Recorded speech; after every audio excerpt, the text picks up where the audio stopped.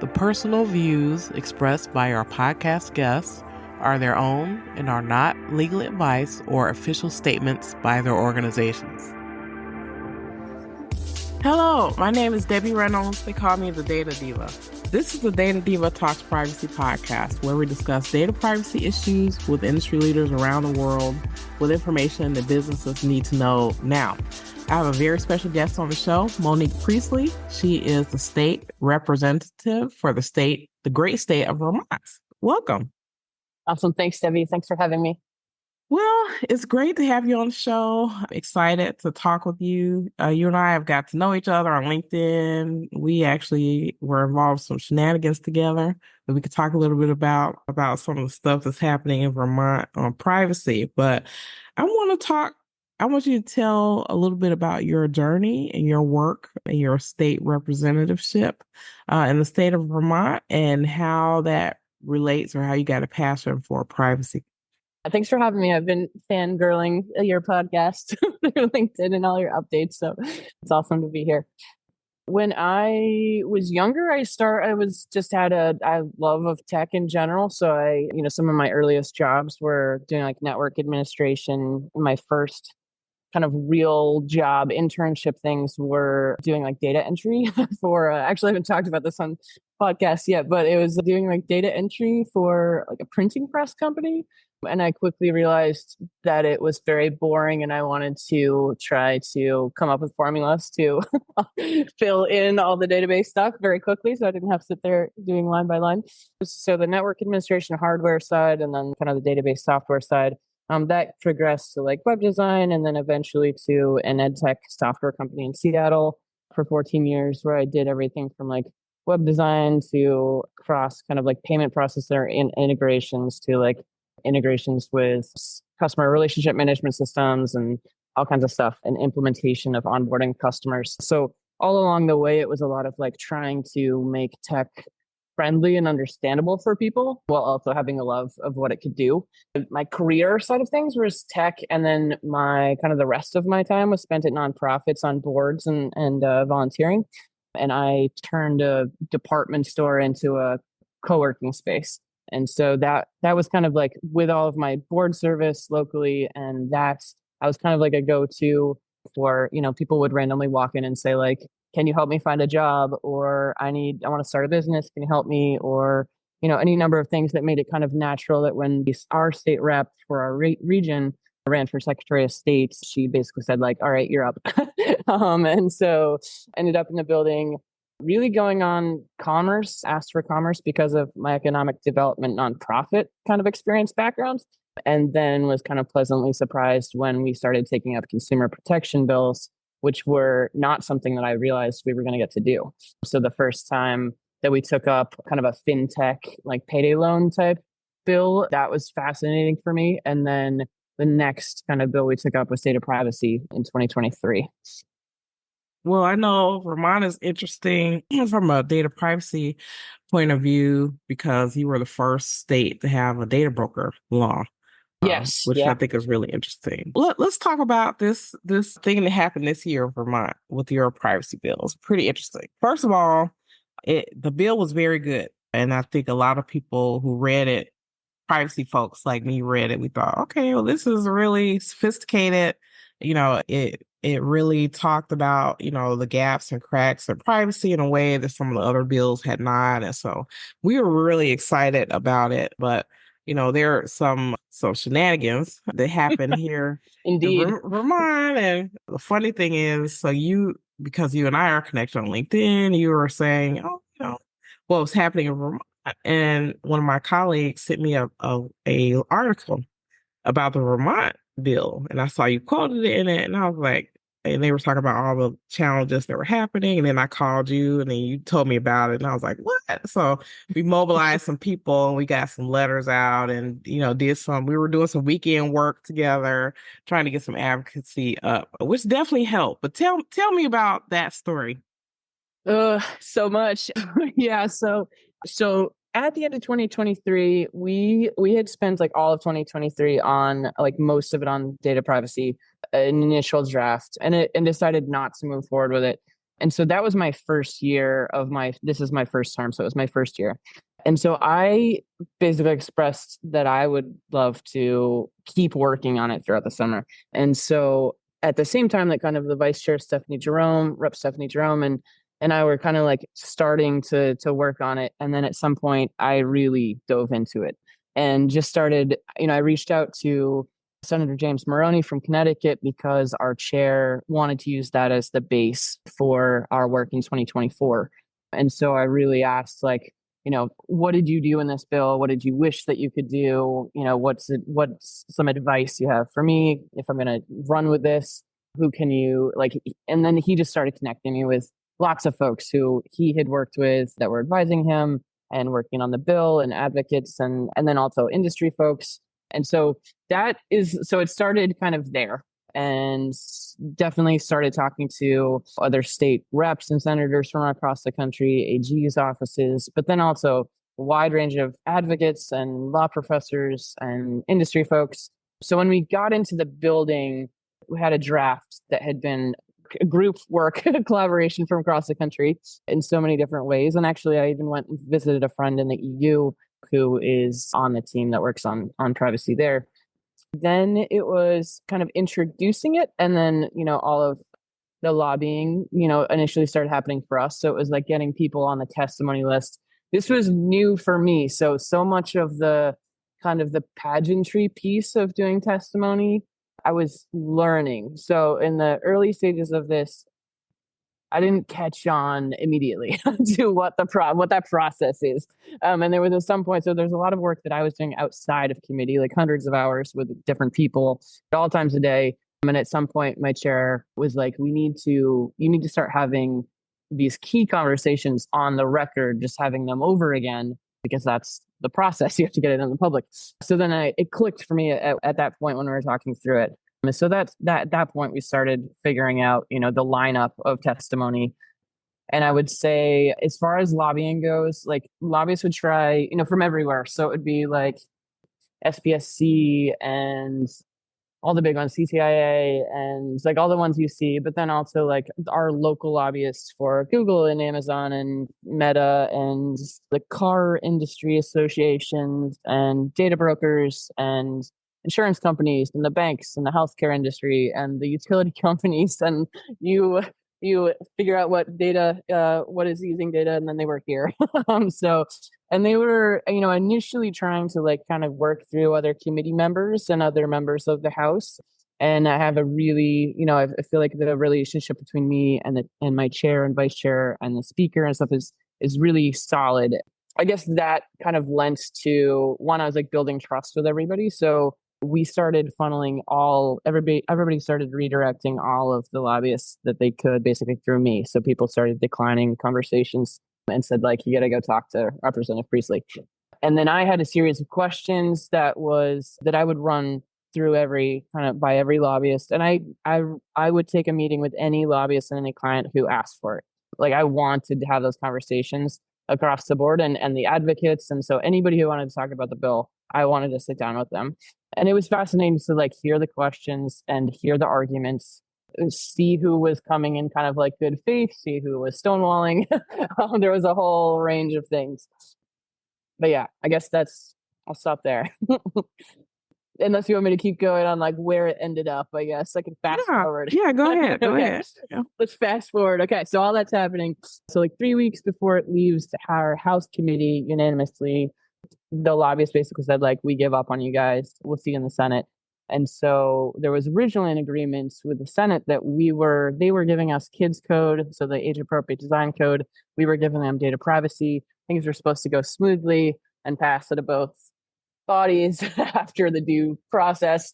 And that immediately did not happen. So lobbyists were definitely hard on the Senate side. And also I've since talked to a lot of local lobbyists that are smaller, like they have smaller clients, and they're like, we didn't realize what was even happening until it hit the Senate. Like, we weren't aware that the data privacy bill was happening, which was fascinating because in the national press, it was blowing up with the 5 legislative hearing that we had where we're sharing the war stories of lobbying efforts. And yeah, so in the Senate, it got hit hard. Basically, it turned into like the Senate bill turned into a super watered down industry bill. So then when things volleyed back and forth to like the House and the Senate, basically it would come back to us and we'd swap it in our version and then they'd swap in their version, then we swapped in our version. At the last kind of like minutes final, I guess the last weekend before versions were going back and forth, I spent 3 full days with our legislative council to try to do what was like as best faith as we could conference compromise, basically, and to also harmonize. At that point, we had stuck the kids code and the data privacy bill together because there was a lot of politics around our 121 Data Privacy Act being sat on, so that there wasn't. So they would run out the clock basically, but they wanted kids code to pass, and I knew that. So we basically smushed them together, and then we had to harmonize them. And so kind of like final hours the night before it came down to a vote, my chair called and was like, they want to negotiate. And I was like, what? And it was really just around the private right of action. And it was not actually that significant as far as I was concerned. So we're like, do it. Or then the next thing we know, everybody's freaking out because they made the changes to their version, industry version of the bill, not the agreed upon House version of the bill. So there ended up being some cloakroom negotiations. There ended up being some last minute utility companies, healthcare companies kind of freaking out over trying to get exemptions adjusted. It passed out of the Senate on a voice vote after having passed out of the entire House unanimously, 139-0. Then kind of like fast forward, it went to the governor. It got vetoed. Then the House came back and overrode it, still with a very strong vote, the strongest override vote. And then the Senate, 6 or 7 senators basically got flipped by lobbying efforts, and they voted against the bill, so it did not get overridden in the Senate. People called me the night before that vote and said, if you take out the private right of action, we'll flip them all back on you. And he said, we're not doing it. So it failed. Yeah, I think it by 1 vote, right? Actually, it's 2/3, so it was 6 see. votes short. Yeah. It was a valiant effort, and I think as I was seeing it play out, especially over the weekend, and you and I were talking, I think people don't really realize, this is an international show. People don't really realize like all the stuff that happens to be able to get bills to be passed into law. So all of us are, for example, we're in awe of what the EU is doing with their regulation when it's like, for us, it's like a inch by inch, turf by turf, state by state battle, truly. What are your thoughts? Yeah. I mean, that is so interesting to me. And I find it interesting. Like, so I'm learning all of this stuff as I go. And so, at the beginning, it definitely felt like federal bill made the most sense. We also understood that like states need to make incremental change to try to help push that. At this point, like watching the whole APRA process and having seen the state process, I'm like terrified of having a watered down federal bill pass and then preempt everybody. So I don't know that it's like best if we're going to have a weak bill. So that was fascinating to watch. And the thing that's interesting for me in Vermont is like I definitely anticipated lobbying. I did not anticipate the amount. It was millions of dollars spent and so many lobbyists and so much misinformation campaigns. I mean, it was good. And we know what the the tactics are, but for us in Vermont, we're like so small. So to watch that amount of force being spent here, I can't even imagine what other states are like facing when they're trying to do work. And then the federal piece, like that has got like I was, at the point where things were really blowing up in the press. Like I had a lot of relationships, like solid relationships with reporters, which was awesome, and watchdog organizations that were then and advocacy organizations that were like on the grounds watching the federal stuff and then like sharing what they were seeing with me as far as what entities were showing up, seeing what kind of correlation there was between the state and federal levels, which there's a lot. The whole entire thing terrifies me, and I'm so curious what happens in the EU and like other countries and other places. Like just regionally, this fight must change a bit, but it must also be very much the same. Well, I know that you're ripping and ready to go for the next round. I know, I have my own run-ins with lobbyists. Very interesting. Their playbook, but I think things are changing a bit. And I think part of that, I don't want your thoughts. I think part of that is some of the more recent developments around everyone's social security number in the US got breached. And it's like, why do these people have our data? Right. Did I give them their data? Like, are they authorized to have my data? Or do they have what it takes to protect the information that they have? So I think there are going to be a lot more questions from the public because I think the problem that happens, especially with consumers, is that a lot of these things are very reactive, where they're like, okay, if someone breaches your data, then file a court case or you have to go to get credit monitoring or different things like that. But I feel like a lot of the work and the burden are on consumers. But what are your thoughts? No, for sure. And actually, I mean, that is kind of the biggest realization from this whole bill is one, again, like even as a consumer, I was learning things that I didn't realize. The storytelling aspect, I guess, we're so bad at in legislature in general and even in parties. The more I started telling friends about examples like, have you got a USPS text where it's like they're trying to get you to go pay for something you never ordered, like things like that is like your data was sold and they're like buying it and then they're giving you these text messages, like little basic things. And then they started picking up on things like going to hotels and needing to scan their face to get into their room, or going to a car dealer and buying a car and then asking about privacy out of curiosity and then finding that they were opted in and unless they refused. So the awareness piece for sure. I feel like in a bubble on LinkedIn and the legislature, like paying attention to these articles, I'm worried that like I don't know how much the general public is paying attention. I hope it is, but that was one of the biggest lessons for sure. I guess kind of two for me is that the public, there's millions of dollars from national and maybe international lobbying efforts that are in this building fighting this bill to protecting consumers. And consumers don't have a lobbyist in the building protecting them, fighting for them. So that just feels gross. So there's some things there I'm trying to work on with others. And then also like the misinformation scaring, especially using small businesses as pawns to basically scare them into, this bill is going to drive them out of business. So working with a number of people I've met on LinkedIn to do some compliance workshops and to run people through compliance training for free so they understand that they're actually at more risk not having this as a business owner and not realizing what they're doing with their data than they are if they complied and were paying attention to what they're using for third parties and ad trackers and all that kind of stuff. So yeah, it's 100% major consumer education effort for sure. I agree. And I saw some of those letters that came out to these different trade groups and trade associations saying, hey, you're going to go out of business because you're going to get sued and stuff like that, Yeah. which is the basic fear mongering that you hear that gets shopped around every state, basically.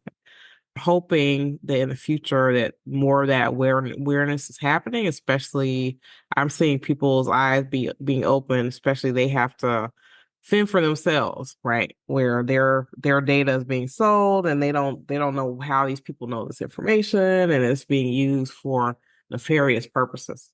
And I also hope that people are paying attention to who is leading them and who is representing them, whether it was like senators or roles due to lobbyist pressures, or like our own governor's office told us that between the veto and the override, that there were 200 businesses that said that he should veto the bill, and there was nothing in support of it. And then a reporter FOIA the governor, and that was not true. I think it was 88 that were asking him to sign the bill, and there were 83 asking him to veto it. And that didn't even include the kind of the advocacy emails that like Consumer Reports and those types of VPIRG had prompted. So there's also just like misinformation from our leadership, which is whether or not that veto and the Senate override was in the best interests of Vermonters and really not just bowing down to lobbyist pressures, which is really unfortunate and sad that we're the first and only state that has actually had a governor that vetoed a private consumer protection privacy bill. So yeah. Yeah. Who came out in support? The big advocacy groups that you can name that support it? Yeah, and they actually signed on to a letter too that I ended up putting on LinkedIn. But it was like, I'm gonna forget all the names, but in general, Consumer Reports, big one, and then like Center for Democracy Technology, Epic, the U.S. PIRG, our local, so Public Interest Research Group, our local one. There was some smaller kind of like business organizations that represents like minorities and women, things like that. But yeah, I would say Consumer Reports and Epic and PIRG have been the kind of like big champions for us nationally.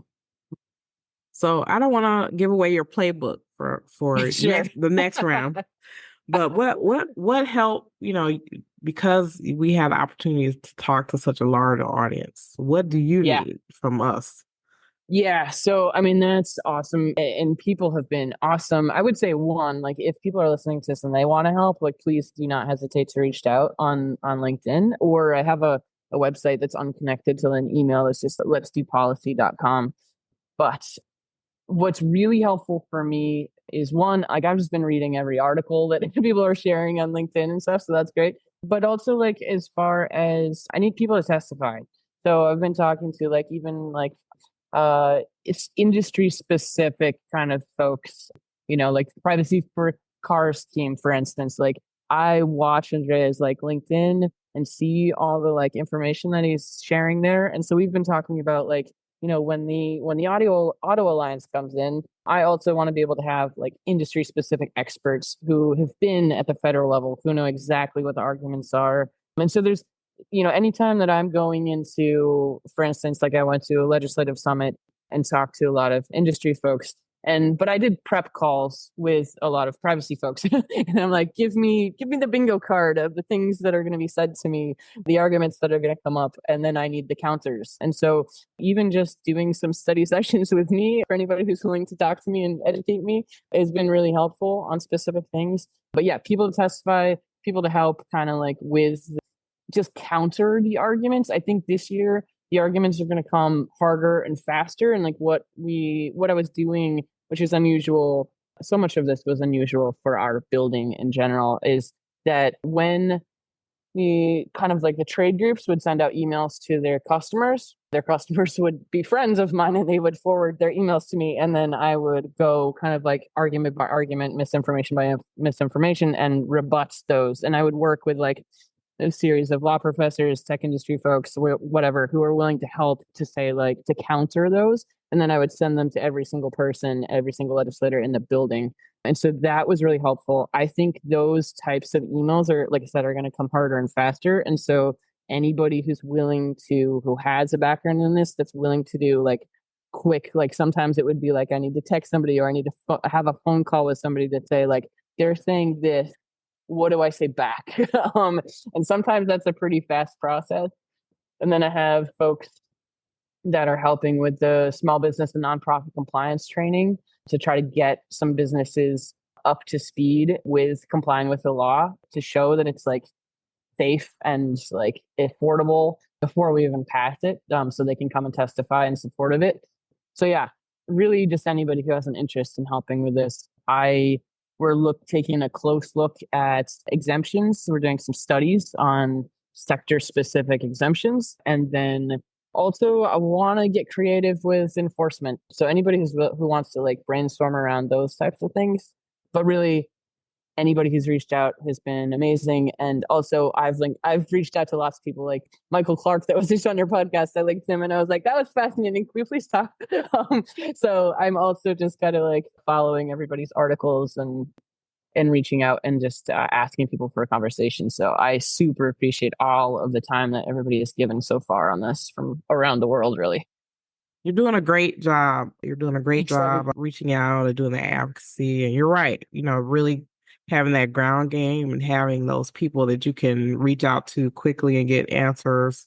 I think that's really helpful. I actually had a experience with one of the auto lobbying groups. I'm on an IoT advisory board, and of the hundreds of recommendations that were made in a report, only one lobbyist group was upset with one of my recommendations, which is around auto stickers. Mm-hmm, And mm-hmm. privacy information. As you said, they kind of came in like just out of nowhere, really swift with all these arguments. But I had been watching these same groups make these same arguments state by state or whatever. So I kind of knew what they were trying to do. And I knew that they didn't know me. So I lit them up on the federal record. And Yeah. anyone who wants to listen to that conversation, they definitely can, and they did not prevail. But yeah, we'll be there for you, whatever you need, whatever information that you need. I think it's really important because it's hard to play defense. So I think we really have to Yeah. play offense or really plant those seeds so people really understand. And I think some of the bad press that we're seeing around people's data being misused and data breaches, Yeah. especially the one about everyone, potentially everyone in the US, their social security number was breached, right? I Yeah. think those things will really hit close to home. It's like, okay, if we had better rules around how people can handle people's data, this would greatly reduce that type of thing because I think it's going to be a pain for Yeah. people to try to figure out how to protect themselves without some help, right? Because I think unfortunately so many of these regulations are very pro business, which there's nothing wrong with business. You don't want to put people out of business, but so few really help the consumer in a way that is not reactive, right? Because not everyone can file a suit or have millions of dollars to go through legislation or litigation to try to get, a $6 check in a class action or something like that, where what they really want is just to not have to have those issues in the first place. And I think for me, definitely do not want to like hurt small businesses. What's funny for me with the arguments of like, oh, you're trying to kill small businesses. Like at my co-working space, like I teach small business planning classes and I own a nonprofit and like I've been there.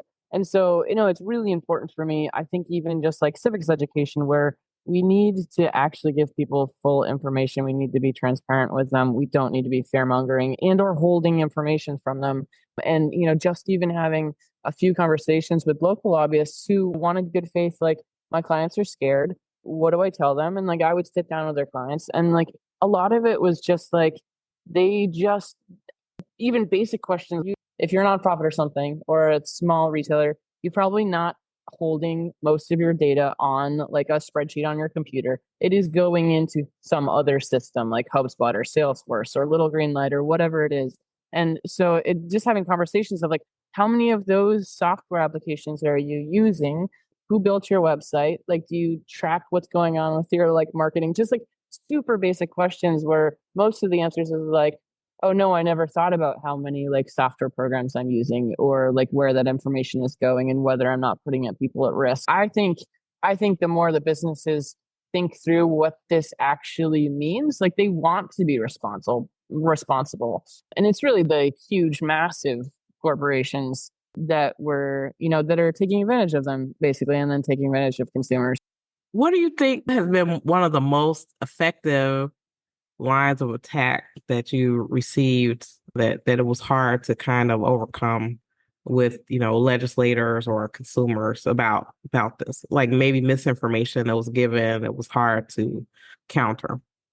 So the misinformation itself, but how it was given. And I had my assumptions that it was a lot of like one single person and or entity that was feeding talking points to everyone else. And I've since had that confirmed um, in a number of different conversations and ways. But that was the biggest thing is that you'd have one person entity representing all of the major ones and all of the smaller ones getting the local trade associations who don't have time, they don't have knowledge in this space. They're trying to track 5 different bills that are massive, like housing and things like that. And so they are very reliant on these people who say that they're experts. So they're getting talking points. And the hardest thing was that they were just regurgitating these talking points and then sending them out in all of their email newsletters to all of their customers. So it's like hundreds of businesses across the state, which they're then scaring. And like some of the folks who were the loudest voices that came in here have since admitted to like our AG that they never read the bill. I don't think most people read the bill. that were coming in to testify. And like even the big corporations that were writing veto letters, I heard from advocates that they like wrote to them being like, you obviously didn't read the bill. This is not what the bill does. Like, please do your work better. So it's just that it's like a willful ignorance and then using misinformation without even reading it. And then that's spreading like wildfire down, trickling down through people who don't have time to know any better and don't have the resources to find out. And even talking to local lobbyists who have massive clients, they're like, I'm not a lawyer. And my major corporation I'm representing has a whole team of lawyers that I have to run everything by. It sometimes takes 5 weeks for them to get back to me. And then they might tell me 3 different things. So when I'm trying to have a good faith argument with them on the grounds, they don't actually know how to do that because I'm not having a direct conversation with, say, Google, or the work this summer has been trying to like make more direct connections. So I don't have to go through 5 levels of it sucks for both the lobbyists and for us to have to go through multiple channels with things with telephone, a game of telephone, basically. Oh my goodness. Well, we're ready. So whatever you need from us, from me or us, happy to fly to Vermont and chat. You can do a Zoom. You can do Zoom. Yeah, I'll do that too. Everybody can testify over Zoom. That'd be great. I'm Whoever happy wants. to do it. Happy to do it. What's happening in the world right now that you're thinking about that's concerning you in privacy, or whether it's legislation or whatever's happening in the US? Yeah, I mean, I think the bigger thing for me is that, like, especially with this wave, like, there's multiple states that we want to do the artificial intelligence legislation together. And Vermont and like needs to catch up, and other states need to catch up as far as having a privacy basis. So that kind of mismatch for me is a little concerning. But like nationally, I think states are talking more to each other. I definitely know, 20 or so states that are talking about doing things together, coordinating, which is really exciting in a way that I don't think it's happened before. I think the states that have passed bills that they weren't comfortable with want to make in some cases, they want to make them stronger, and I hope they can. And so that is hopeful for me. I just feel like we're so far behind. This should have been 20 years ago.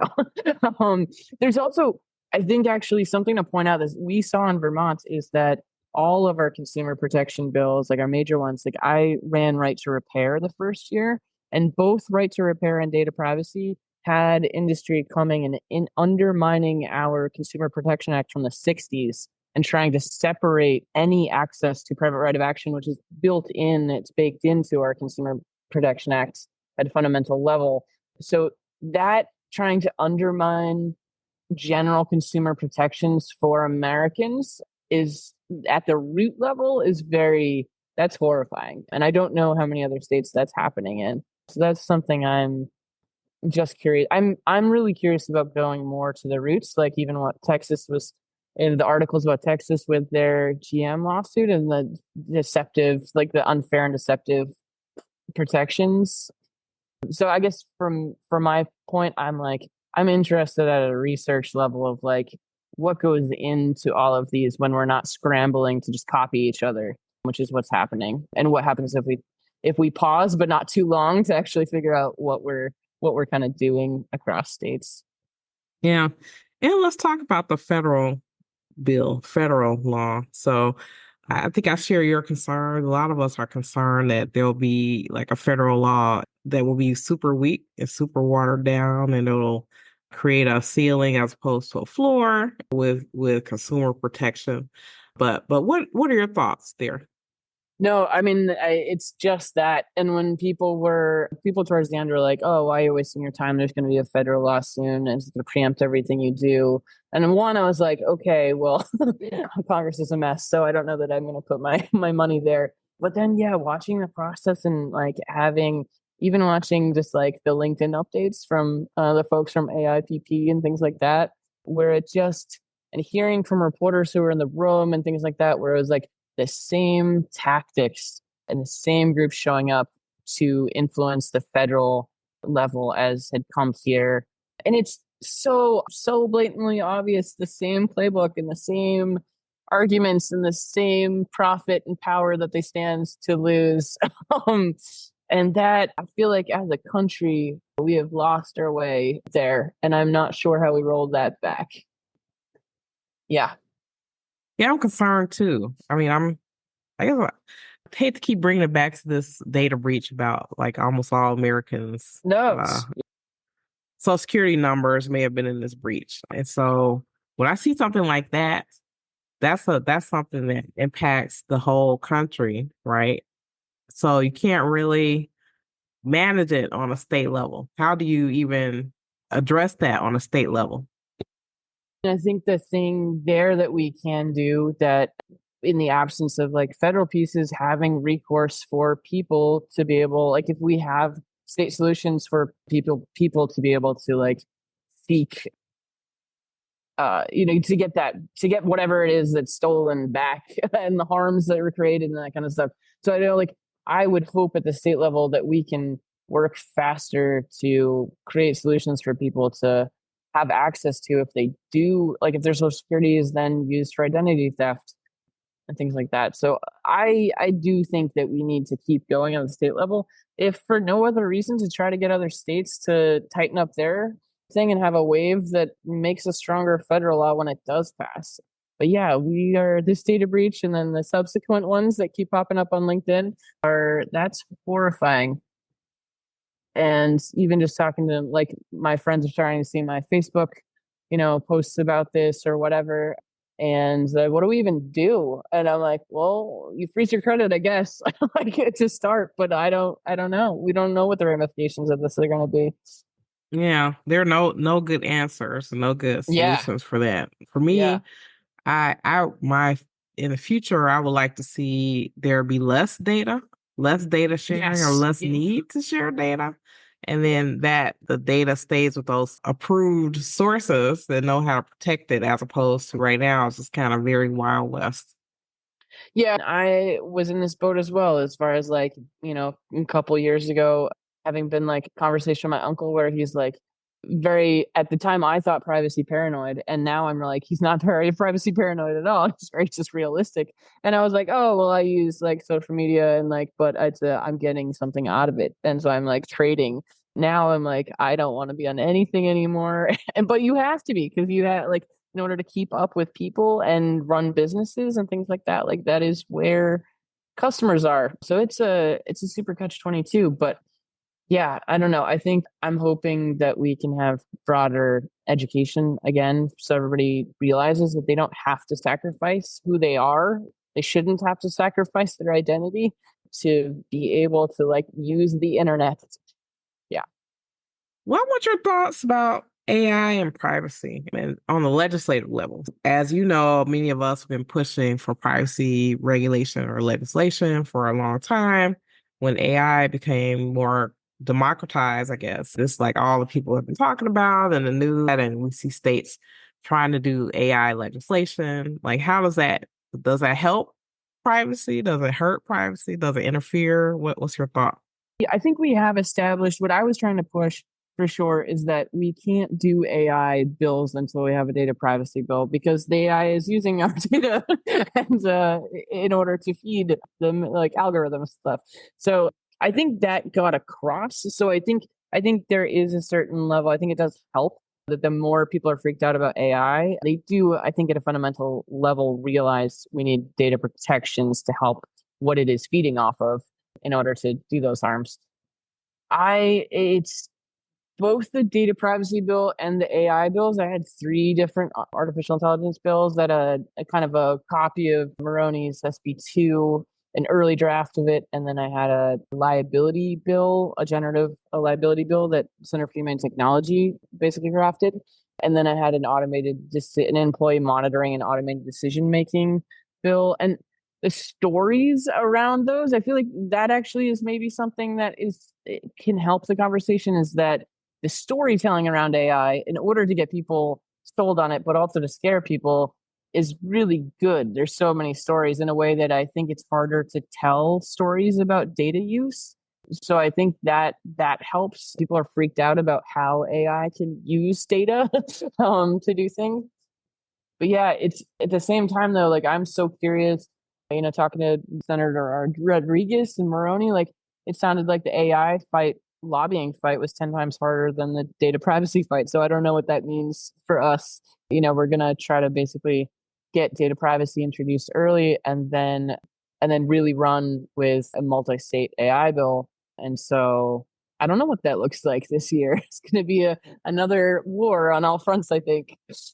Yeah, I think so too. Many of us have been working in the data space. We all, when we saw people get really excited and want to talk about AI, talking about they want to do legislation AI, we were thought, well, you can't really do that stuff. The foundational stuff that you need to do Right. is around data protection and privacy. So I agree that I think some of that message is getting across, especially as people see their data being used in these new ways that weren't used before. So we'll see. We'll see, definitely. Exactly. But so if it were the world according to you, Monique, and we did everything you said, what would be your wish for privacy anywhere in the world, even in Vermont? I mean, I think it's what you were getting at before. I think the pieces that the pieces I was really excited about by the end of the bill that we had was the private right of action and people being able to take action if they were harmed, but also like the data minimization pieces of like, and rethinking that to be like not just information that is processed because people already have it and they're selling it, but when they're collecting it and having businesses stop to think, do I actually need all of the information I'm asking for? And do I want crawlers to crawl and cookies to track every single thing that's being typed and entered onto the internet? But also like things like we put in the prohibition on the sale of data. And I think for me, that's like the big one is anybody I asked, I was like, around the like kind of data broker conversation, like, what do you mean my data is being sold? And so people just don't know. So I feel like for me, my dream is public awareness and that people start fighting back and being loud and vocal and standing up for themselves and their kids and their grandparents, like anybody who's like, I think in general, everybody is a victim and eligible to be a victim, but we definitely have populations that are more susceptible than others. And we have to start looking out for them too. That's a great wish. I share your wish and I support your wish as well. Right. We need more protection because I think people just want to live their lives and enjoy things. They don't want to have Right. to fight these battles or know that there are things out there that they may not be aware of that could possibly harm them. That's really the point. Yeah. Yeah. Excellent. And just for, I flip to the business side. Businesses are taking on more risks when they're taking on more data, especially if they don't know how to protect it. So, that data minimization part is very important for them. And I think if you tell them, hey, if you do these things more proactively, then you can create less risk for yourself. I think, that's probably a good message to send. Yeah. If anybody listening has more examples, so I mean, another thing I need is like not just experts to testify. I need victims. I need stories of victims. I need basically our committee to cry. So, but that includes businesses. So I have a friend who had a small audio reselling business and he was a host of a podcast. And so we were talking about how he had a business and he was using a platform from a bigger global audio retail company. He started to realize that like it was tracking customers and then trying to like beat them to a sale with lower prices and faster sales and coupons and things like that. So he ended up suing them. But like that kind of thing is like I want the businesses to be just as aware as consumers at like the risks that they're at, but also like if they're victims of basically just like being undermined and undercut by the bigger guys basically without even realizing it because they may never have been aware that that's happening. But I would love more stories. Again, I need storytelling testimony. So if anybody has more examples of how businesses are being undercut by using platforms without realizing it, that's also that would be super helpful. Well, you put out the call, so I'm sure people will be flooding your inbox very soon with Great. this stuff. Definitely. I know, all this helps all of us, especially as we know that this is definitely a state by state battle. So I think, we're creating like a playbook for other states to help For them as sure. I well. mean, yeah, actually, I will put in a plug for that too. So with the advocacy groups, like we are actually working on a playbook. So detailing so that we could share with other states, and also I'm collaborating with other states to run the same bill together next year and or run the same like level of protections in the very least, like the big ones that were the big data minimization, private right of action, like that kind of stuff that was like had the biggest arguments. Like in the very least, we need to match there. But definitely we're documenting like the questions that I asked, the lobbyists that we interacted with, the lobbyists we saw at the federal level, reporters and watchdog organizations that can help kind of like shed some light, because I realized this year how really crucial those entities are and just really helpful. So all of the things. And then people who can testify, who are experts, common amendments. So there was like one case where when I got the Senate bill that was watered down, I sat down with somebody from the tech industry and I was like, I need to know the source of all of these amendment changes. And he was like, well, this is that corporation, that's that corporation, that's that corporation, that's that. So like, I'm basically turning that discussion into a playbook page where it's like, here are the common amendment requests you're going to get. And here's why. And here's why you'd want to do it or not want to do it. So for sure, playbook coming soon. I'm excited to see that. Well, thank you so much for being on the show. This is great. I know that a lot of people, this will be very eye-opening for people who don't understand the legislative process and the things that happen, and also reaching out to you and looking at your resources. I'm sure a lot of people will be happy to help out, as I would. Yeah, and I would love to help other states as well as they're digging into this, or other advocacy groups and things that are trying to make headway in other states for sure. Excellent. Well, thank you so much. Thank you so much. And we'll be talking soon. Thanks, Debbie. Thanks so much. You're welcome.